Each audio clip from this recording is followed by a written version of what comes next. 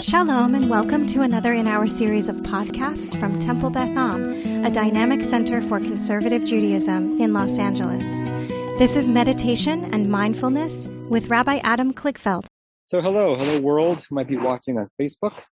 Hello to those who are joining me on Zoom. It's been quite a while since I led one of these. I've been on vacation for a few weeks, and I'm grateful to my colleagues, Rabbi Shapiro and Chorny, who've been leading my meditation slot in my absence, and I'm delighted to be back with anyone who's listening. And for us to spend just a small portion of this day in a different zone, to remind ourselves of how big an impact a small retreat into the self can be.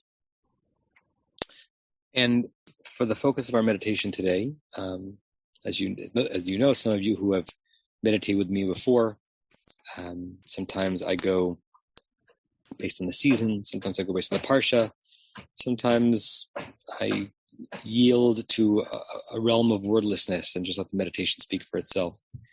This week I want to just pick up on one little theme from the parsha.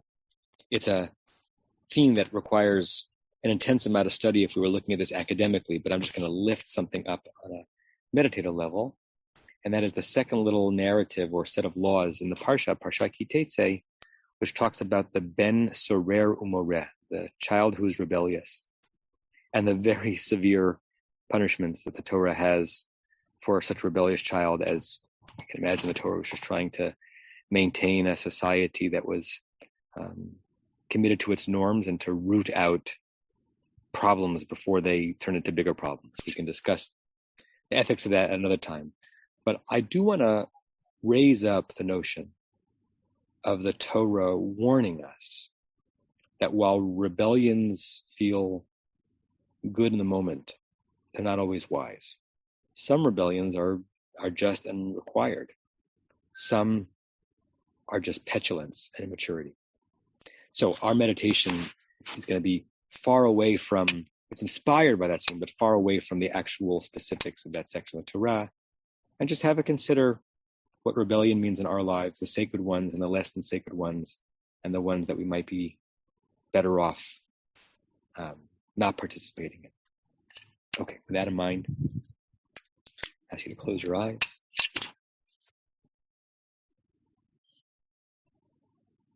Have your feet planted firmly on the floor. Whether you're indoors or outdoors, just kind of get a sense of where you are. I am outdoors on a deck. The light breeze, I'm having the breeze be a part of my experience. As if I'm being carried. If you're indoors, let the environment in which you know you are in, even though you can't see it now, the shape of the room, the color of the chair or couch, all of the stimuli that are around you, let them, in a non-intrusive way, be a part of this moment.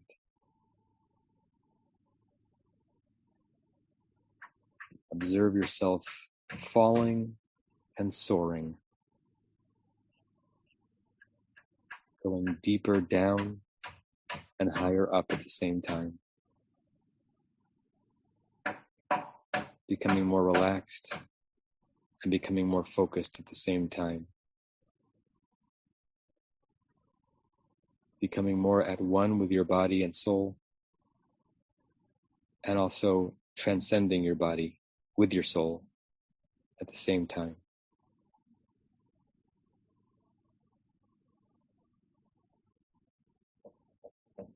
Aware that this is a very and wonderfully selfish moment where you focus on you, your mind, your breathing, your needs. And it's also a universal moment where you connect with every living thing, every breathing organism.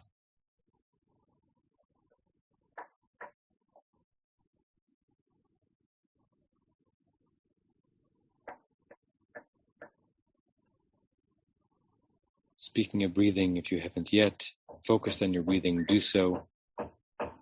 Breathe in with your nose and out with your mouth.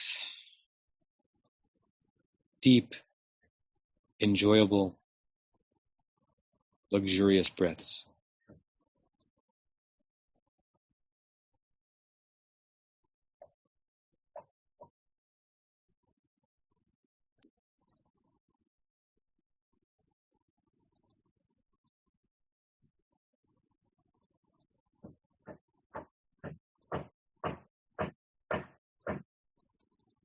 Resist the urge both to fall into a light slumber,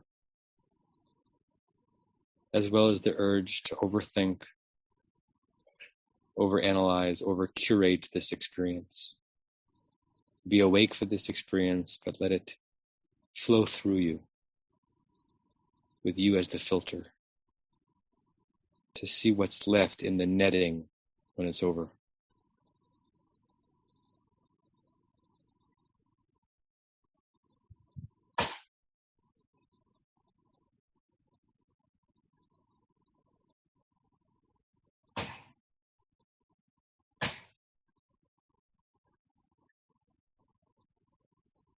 There's a human urge to follow, and there's a human urge to rebel. A human instinct to be governed, to stay in line, to follow the rules, and a human urge to break through boundaries, resist, and not be held in.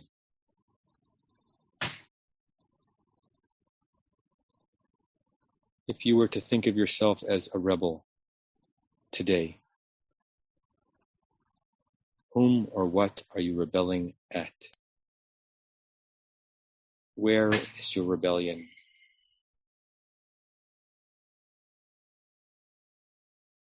What does it feel like? How long have you been rebelling? Is it working?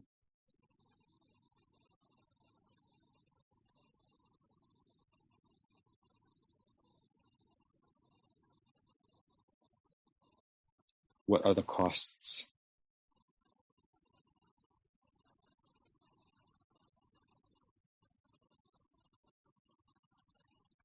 Is it completely or mostly or partially or barely justified?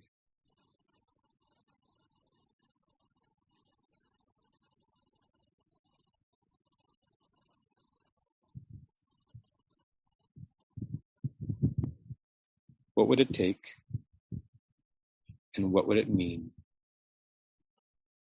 to pull back on your rebellion,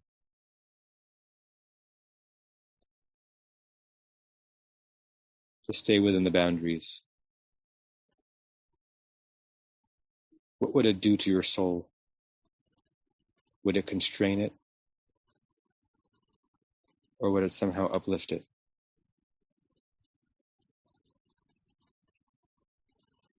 Would you spare yourself the cost and the pain that your rebellion is leading you towards?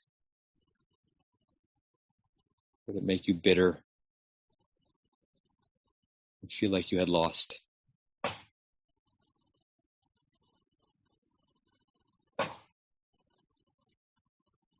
Sit and linger for a moment in your many places of rebellion and just imagine. Just imagine.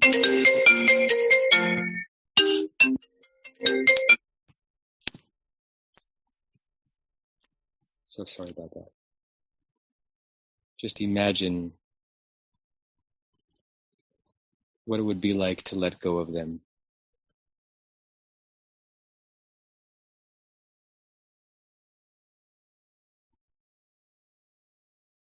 Is there a chance that it would be liberating?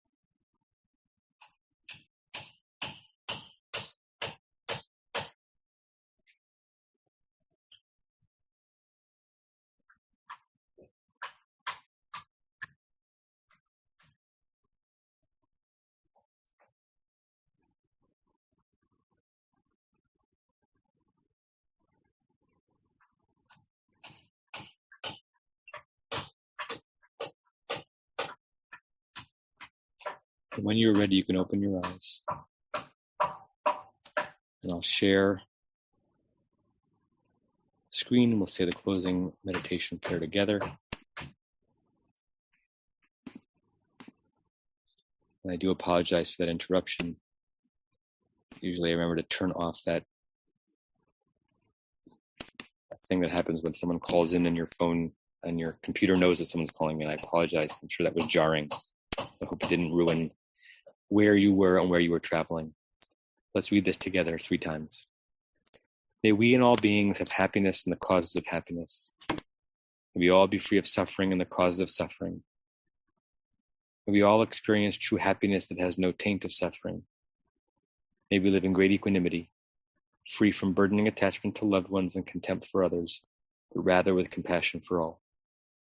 May we and all beings have happiness and the causes of happiness.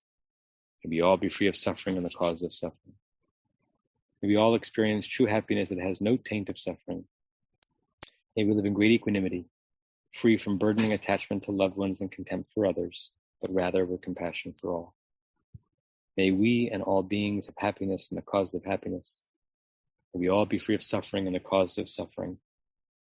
May we all experience true happiness that has no taint of suffering.